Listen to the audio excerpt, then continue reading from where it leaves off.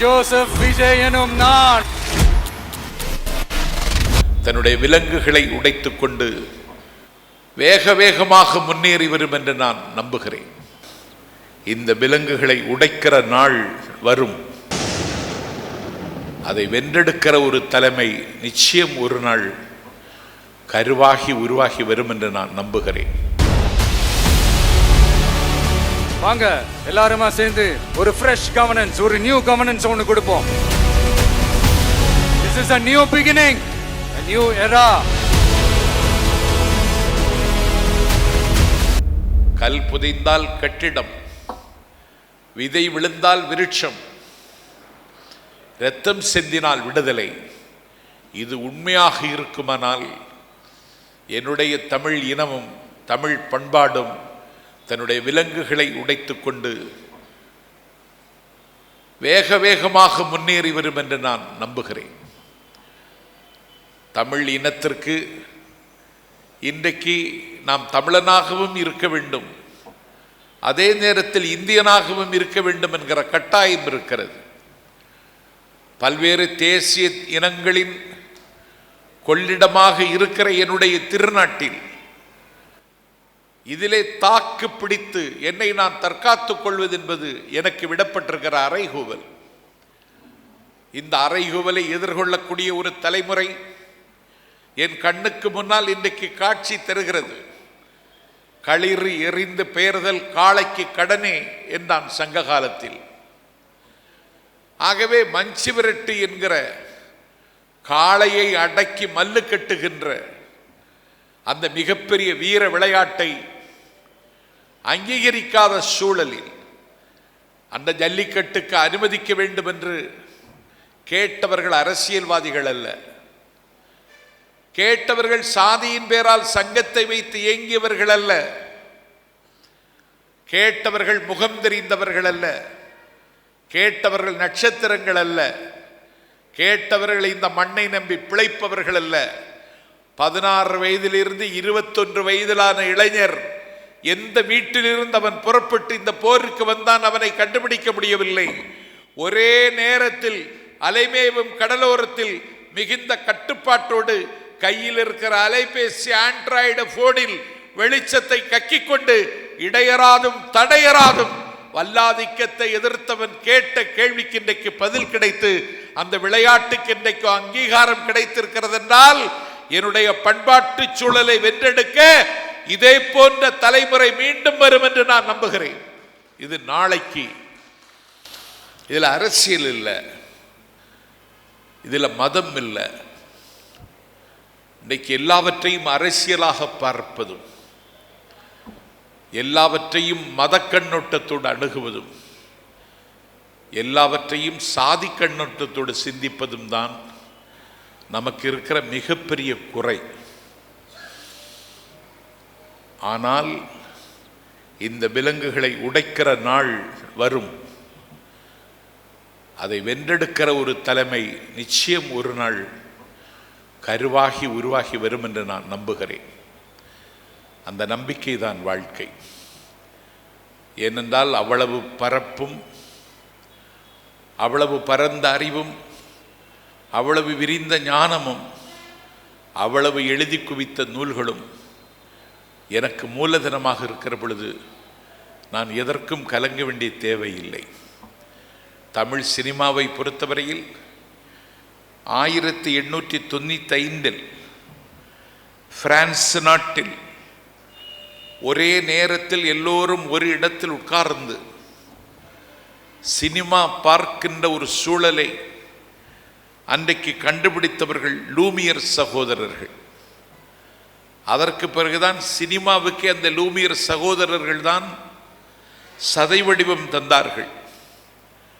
அந்த சினிமா அதற்கு முன்னால் அது நாடகமாக இருந்தது. சங்கரதாஸ் சுவாமிகள் தமிழ் நாடக உலகில் அதிசயங்களையும் ஆச்சரியங்களையும் அன்றைக்கு நிகழ்த்தினார். சத்யவான் சாவித்ரி என்கிற நாடகத்தில் சங்கரதாஸ் சுவாமிகள் யமன் வேடம் போட்டு வருவார். யமன் வேடம் போட்டவர் வருகிற பொழுது யமனாகவே கண்ணுக்கு தெரிவார்.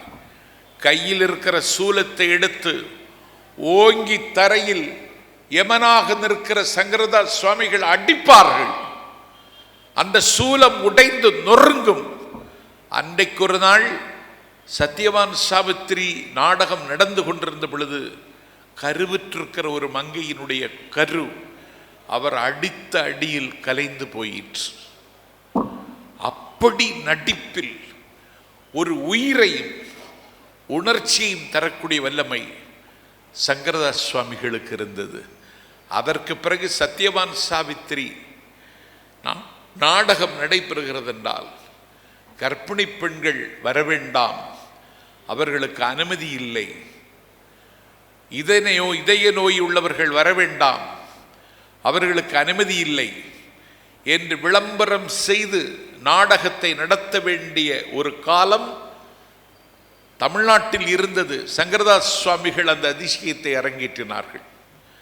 அந்த நாடகம்தான் பிற்காலத்தில் சினிமாவாக உருமாறுகிறது. சினிமா என்ற ஒரு கலைக்கு வடிவம் தருகிற காலகட்டத்தில் பழமையை விரும்புகிறவர்களும் பசிலித்தனத்தை பிழைப்புக்காக வைத்திருப்பவர்களும் சினிமாவையும் அன்றைக்கு கடுமையாக எதிர்த்தார்கள். பில்லி, சூனியம், பேய், பிசாசு, சனியன் என்றெல்லாம் சினிமாவுக்கு முத்திரை குத்தி சினிமாவை இன்றைக்கு தவிர்க்க பார்த்தார்கள். இன்றைக்கு அது ஒரு மிகப்பெரிய வெகுஜன ஊடகமாக இன்றைக்கு அது மண்ணுக்கும் விண்ணுக்கும் இன்றைக்கு அது விஸ்வரூபம் எடுத்து நிற்கிறது. தாதா சாஹிப் பல்கே அவன்தான் இந்தியாவில் முதல் படத்தை தயாரித்தான். ஆனால் தமிழில் படம் தயாரிப்பு என்று வந்ததற்கு பிறகு அன்றைக்கு பழைய புராண கதைகளும் பழைய பாரம்பரியமான பழமை தட்டிப்போன கதைகளும் மிக நீண்ட வசனங்களும் நெடிய பாடல்களும் கொண்ட சினிமாவாகத்தான் நேற்றைய சினிமா இருந்தது. அன்றைய சினிமாவினுடைய காதலர்கள் அன்றைக்கு மகா புருஷர்களாக மக்கள் கண்ணுக்கு தெரிந்தார்கள். அன்றைக்கு ரெயிலிலே பாடிக்கொண்டு ஒரு பாட்டை பாடுவாள். பாடிக்கொண்டு அம்மா பிச்சை அம்மா பிச்சை என்று அவள் அலறுவாள். ரெயிலிலே பாட்டு பாடி பிச்சை கேட்டவள் ஒரு ரயில்வே அதிகாரி, சினிமாவில் ஈடுபாடுள்ளவர் அதை பார்க்கிறார். அவர் நினைத்திருந்தால் அன்றைக்கு அவளை கைது செய்திருக்கலாம். ரயில்வே போலீஸை வைத்து கைது செய்யவில்லை. அன்றைக்கு அவளை ஒரு படக்கம்பெனியில் சேர்த்து விட்டார். அவளுடைய சாரீரமும் அவளுடைய லய சுத்தியும் அவள் பாடுகிற பாங்கும் ஒரு பாட்டை இப்படி யாரும் பாட முடியாது என்கிற லயசுத்தியோடு பாடினாள். அவள் பெயர்தான் KP சுந்தரம்பாள். ஓடிக்கொண்டிருந்த ரயிலில் பிச்சை எடுத்தவள் இந்த நாட்டில் மிகப்பெரிய அங்கீகாரத்தை பெற்றாள். கிட்டப்பா அவளை காதலித்து கல்யாணம் செய்து கொண்டார். இந்தியாவிற்கான விடுதலை போராட்ட வரலாற்றில் பல அத்தியாயங்களுக்கு பேசப்பட வேண்டிய பெருமை ஒரு KP சுந்தரம்பாளுக்கு இருந்தது. அந்த கிட்டப்பாவின் பாட்டுக்கு ஒரு காலகட்டத்தில் மரியாதை இருந்தது. என் பெருமைக்குரியவர்களே, ஒரு தீபாவளிக்கு ரிலீஸ் ஆகி அடுத்த தீபாவளி வரைக்கும் ஒரு படம் ஓடும்.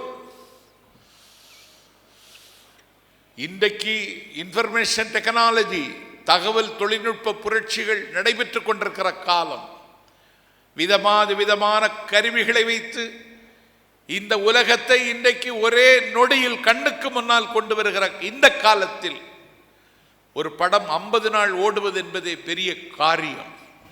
ஒரு தீபாவளிக்கு ரிலீஸ் ஆகி அடுத்த தீபாவளி வரைக்கும் ஓடியது தியாகராஜ பாகவதர் நடித்த ஹரிதாஸ் என்கிற படம்.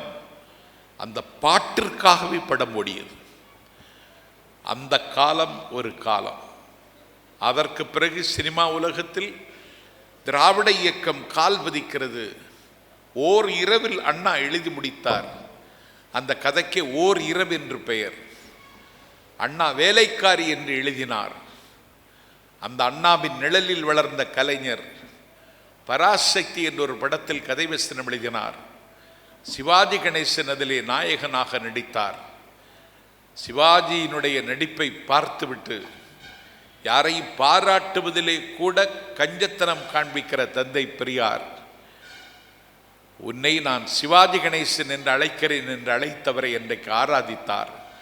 தமிழ் திரையுலகத்தில் பாபா சாஹிப் விருது, வாழ்க்கை விருது அவனுக்கு இன்னும் வந்து சேரவில்லை. ஆனால் பிரான்ஸ் நாட்டினுடைய செவாலியர் விருது எங்கள் சிவாஜி கணேசனை தேடி வந்தது. எல்லா நடிகர்களும் நடித்தால் அவர்களுடைய உடல்கள் பேசும், அங்கங்கள் பேசும், ஆனால் கண்கள் பேசக்கூடிய லயத்தை சிவாஜி இடத்தில் காண முடியும். தமிழ் திரை உலகில் ஒரு பெரிய வரலாற்று அத்தியாயமாக திகழ்ந்தான் அந்த மகத்தான கலைஞன். பராசக்தி படத்தில் அவர் நடிக்க தொடங்கியதற்கு பிறகு அவருடைய புகழ் இந்த நாட்டில் இமயத்தின் உச்சிக்கு பிறந்தது. தமிழ் திரையுலகத்தினுடைய கொடையாக தமிழர்கள் அவரை அணுகி பார்த்தார்கள். எல்லாவற்றிலும் அரசியலாக பார்க்கின்ற இந்த மலிவான போக்கில் அவரும் காயப்படுத்தப்பட்டார். ஆனால் மக்கள் திலகம் எம்ஜிஆர் திராவிட இயக்கத்தில் தன்னை ஒப்படைத்து கொண்டு அவர் நடித்ததற்கு பிறகு அபேண்டன் த மாஸ், ஒரு மக்கள் செல்வாக்குள்ள கலைஞனாக அவர் தன்னை உயர்த்தி கொண்டார். அண்ணாவினுடைய நிழலில் வளர்ந்த மக்கள் திலகம் எம்ஜிஆர் அண்ணா அவருடைய பெருமையையும் அவருக்கு இருக்கக்கூடிய சிறப்பை உள்வாங்கிக் கொண்டவரை அங்கீகரித்தார்.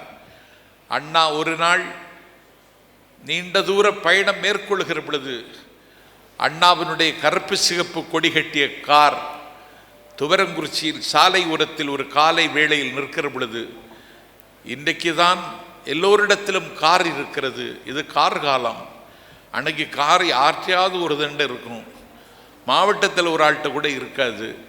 அன்றைக்கு பச்சையப்பன் முதலியார்கிட்ட இருந்து காரை கடன் வாங்கி மதுரையில் ஒரு திருமண விழாவிற்கு வந்த அறிஞர் அண்ணா காரை துவரங்குறிச்சியில் காலை வேளையில் நிறுத்திய பொழுது கருப்பு சிகப்பு கொடி கட்டி இருக்கிற ஒரு காரை பார்த்து களனிவாழ் உழவர்கள் அந்த காரை சூழ்ந்து கொண்டு காருக்குள்ளே பார்த்தால் அண்ணா தேநீர் குடித்து கொண்டிருக்கிறார். அந்த அண்ணாவை பார்த்து கேட்டார்கள், நீ என்ன எம்ஜிஆர் கட்சியா என்று கேட்டார்கள். அண்ணாவை பார்த்து நீ எம்ஜிஆர் கட்சியா என்று கேட்கிற அளவுக்கு சினிமாவுக்கு ஒரு செல்வாக்கு இருந்தது. அவ்வளவு செல்வாக்கு பெற்ற ஊடகம். அண்ணா சொன்னார், ஒரு படத்தை தணிக்கை செய்யாமல் இயக்குகிற வாய்ப்பு எனக்கு கிடைக்குமானால் 6 மாதத்தில் தனித்தமிழ்நாட்டை பெற்றுத் தருகிறேன் என்று அண்ணா அறிவித்தார்.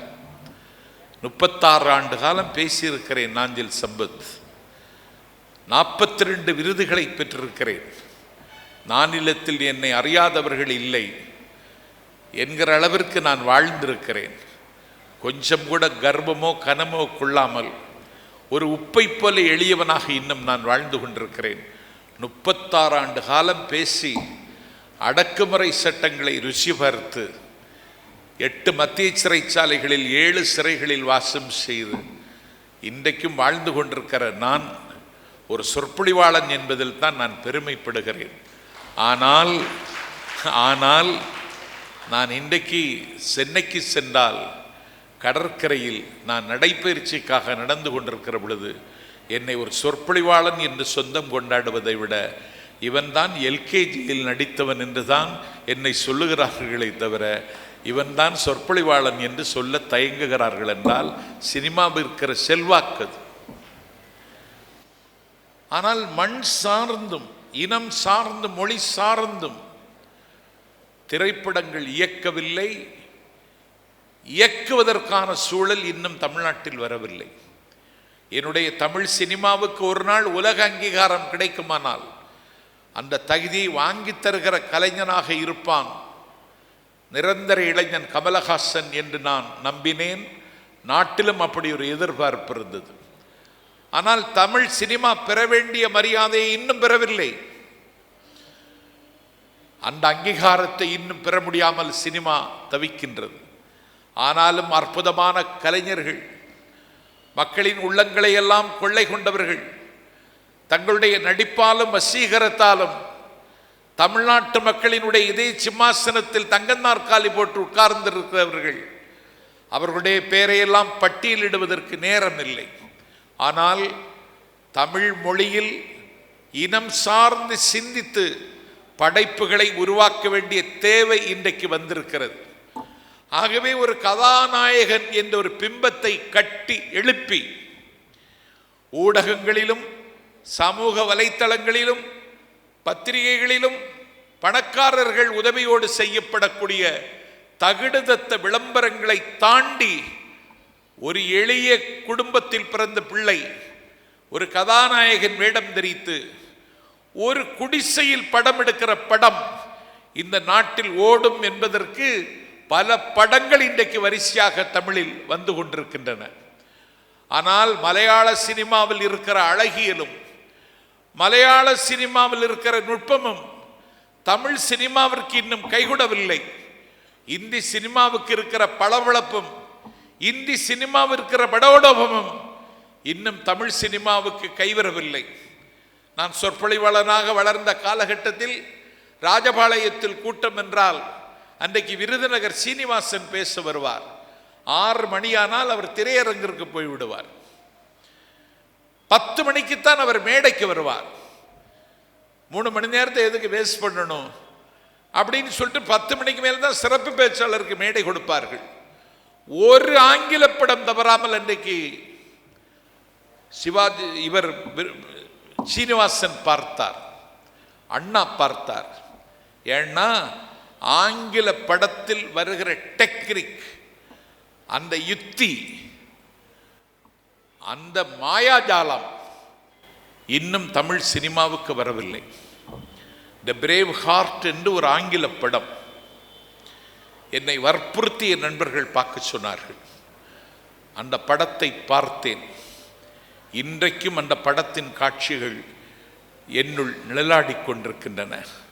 த பிரேவ் ஹார்ட், அயர்லாந்து விடுதலைக்கு போராடுகிற ஒரு வீர இளைஞனுடைய சாகசத்தை எங்கே படம் பிடிக்கிறார்கள்.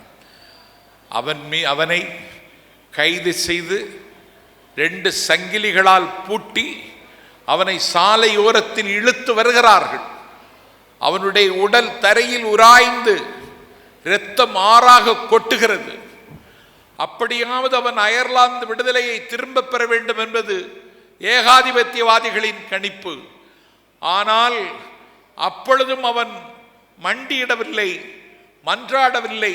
இரத்தம் சிந்திக்கொண்டே 2 சங்கிலிகளால் அவன் கையை பூட்டி லண்டன் வீதிகளில் இழுத்து கொண்டிருக்கிற பொழுதும் அவன் பணியவில்லை. துணிவோடுதான் அதை தாங்கிக் கொண்டு பயணித்துக் கொண்டிருக்கிறான். இராணுவ ட்ரக்கில் அவனை ஏற்றி வைத்துக் கொண்டு, நீ கடைசியாக எதையாவது சொல்ல விரும்புகிறாயா என்று அவனிடத்தில் கேட்பார்கள். அப்பொழுது அவன் வானம் அதிர சொல்லுவான், லிபர்ட்டி அப்படின்னு 3 தடவை சொல்லுவான். அந்த படத்தை பார்த்து கொண்டிருக்கிறவர்களுடைய உடலில் ஒரு பரவசம் வந்து பற்றி கொள்ளும் பாருங்கள். அந்த பரவசத்தை நானே அனுபவித்தேன். ஆகவே இன்றைக்கு நுகர்வு கலாச்சாரத்தின் நுகத்தடியில் பூட்டப்பட்டிருக்கிற நாம், நம்முடைய சந்ததிகள், போக பலூனுக்குள் புகுந்து கொண்ட காற்றாக எல்லாவற்றையும் அனுபவிக்க துடிக்கின்ற தலைமுறைகள், இவர்களையும் இந்த நாட்டில் ஒரு கலை வீதியில் கைப்பிடித்து அழைத்து வர வேண்டுமானால் உலகத்திரத்தில் தமிழ்நாட்டில் சினிமா எடுக்கப்பட வேண்டும். அந்த அளவிற்கு சினிமாவை குறித்த வாசிப்பும், சினிமாவை குறித்த பார்வையும், சினிமாவை குறித்த தெளிவும் நமக்கு இன்னும் வந்து சேர வேண்டியது இருக்கிறது. எந்த கலைஞனையோ, எந்த இயக்குனரையோ, எந்த இசையமைப்பாளரையோ நான் குறை சொல்ல எனக்கு தகுதி இல்லை. ஆனால் 1965 ஆதிக்க இந்திய எதிர்த்து போராட்டம், 38 போராட்டம், 1986 போராட்டம், பலகட்ட போராட்டங்கள் ஆதிக்க இந்திய எதிர்த்து இந்த நாட்டில் தமிழ்நாட்டில் நடந்தது. சினிமாவிற்கு என்ன வலிமை என்று கேட்கிறீர்களா? இந்த நாட்டில் அன்றைக்கு இந்தி திரைப்படங்கள் ஓடியது. நம்முடைய தியேட்டர்களில் படத்தை பார்த்தார்கள், பரவசப்பட்டார்கள். எந்த தேநீர் கடையானாலும், இந்தி படத்தைத்தான், இந்தி பாடல்களை தான் போட்டு கொண்டிருப்பார்கள். தமிழர்கள் கேட்டுக்கொண்டிருந்தார்கள். பண்ணைப்புறம் என்கிற மதுரையின் மடியில் பிறந்த இளையராஜா என்கிற ஒரு இசைக்கலைஞன் அன்னக்கிளி என்கிற படத்திற்கு இசையமைக்கிறான்.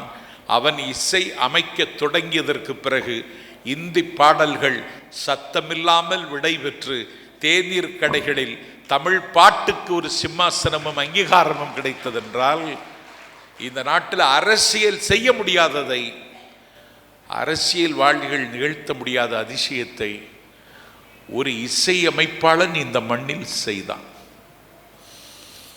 அவர் பேர் இளையராஜா. அப்ப அந்த கலைக்கு இருக்கிற மரியாதையும், அந்த வெகுஜன ஊடகத்திற்கு மக்கள் கொடுக்கிற மரியாதையையும் நினைத்து பார்த்தால் இதை பல அத்தியாயங்களாக பேசலாம்.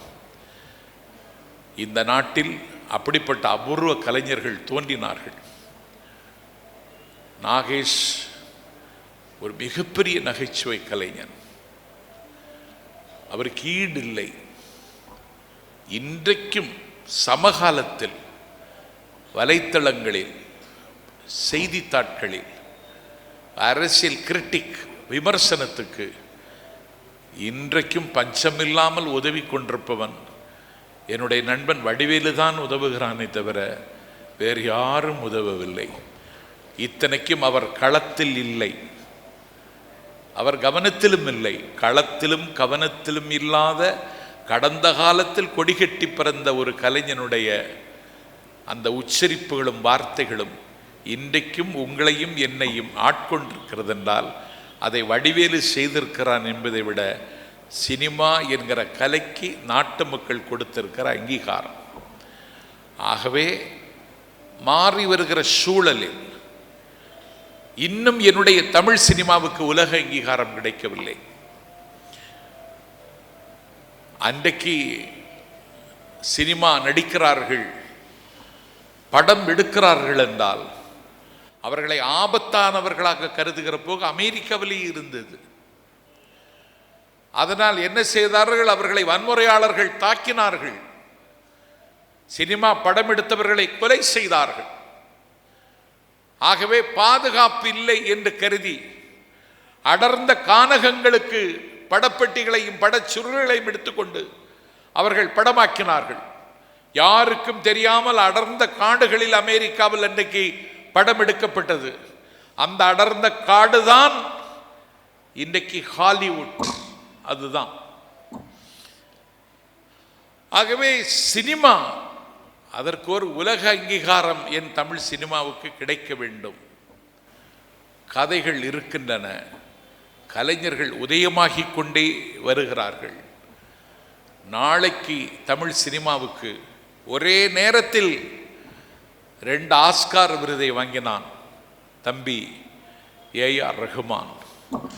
அவன் அமெரிக்காவில் ஒரு மிகப்பெரிய அரங்கில் அந்த ஆஸ்கார் விருதை பெற்றுக்கொண்டு ஒலிபெருக்கிக்கு முன்னால் வந்து நின்று எல்லா புகழும் வல்ல இறைவனுக்கே என்று தமிழில் சொன்னான்.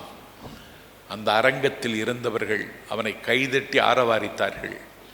ஒரு வெள்ளைக்காரன் கேட்டான், இவன் பேசுகிற மொழி என்ன மொழி என்று. அப்பொழுது ஒருவன் சொன்னான், இவன் பேசுகிற மொழிதான் உலகத்தின் தொன்மையான கிளாசிக்கல் லாங்குவேஜ் தமிழ் என்று. இந்த நாட்டில் 36 வருஷம் தமிழ்நாட்டு மேடைகளில் அரசியல் களத்திலும் இலக்கிய தளத்திலும் இயங்குகிற நான் செய்ய முடியாத ஒன்றை ஒரே சொல்லில் தம்பி ஏஆர் ரஹ்மான் தமிழ் சினிமாவுக்கும் தமிழ் இனத்துக்கும் ஒரு அங்கீகாரத்தை இன்றைக்கு வாங்கி தந்தான். என்னுடைய முகத்தில் வந்து விழுகிற வெளிச்சத்திற்கும் என் தலைக்கு மேல் வந்து விழுகிற புகழுக்கும் என்னுடைய பேச்சும் என்னுடைய பயணமும் என்னுடைய உழைப்பும் என்னுடைய வாசிப்பும் எல்லாவற்றையும் தாண்டி அதை ஒரு சினிமாவும் தீர்மானிக்கிறது என்று நான் கருதினால், கனவு கண்டால் அதில் தவறில்லை. ஆகவே அந்த சினிமா என்கிற கலை தமிழ் பண்பாட்டு தளத்தில் பயணிப்பதற்கான பாதைகளை வகுத்து கொண்டு உலக அங்கீகாரத்தை பெறுகிற, உலக அங்கீகாரத்தை வாங்கித் தருகின்ற அற்புதமான கலைஞர்கள் அன்னை தமிழகத்தில் புதிதாய் வர வேண்டும், அதற்கு காலமகள் கருணை காட்ட வேண்டும் என்று இந்த நேரத்தில் கேட்டு, இன்னும் நிறைய நேரம் பேசலாம் என்று கருதுகிற வேளையில் முடிக்க வேண்டிய சூழலுக்கு நிர்பந்திக்கப்படுகிறேன். இதற்கு பெயர்தான் விதி என்று எழுதி வைத்தார்கள். என் கோலம் முடிகிறது, காலம் விரைகிறது. நன்றி, வணக்கம்.